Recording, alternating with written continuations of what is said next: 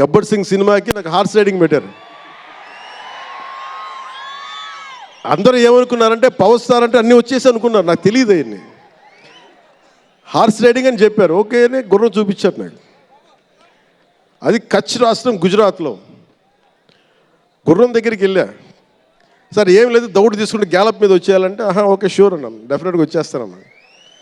కింద పడితే ఏమవుతానో నాకు తెలియదు. సార్ నాకు ఒకటి తెలుసు, తెగింపు తెలుసు. గుర్రం దగ్గరికి వెళ్ళి చెప్పా, దానికి చెవిలో చెప్పాను, నాకు హార్స్ రైడింగ్ రాదు.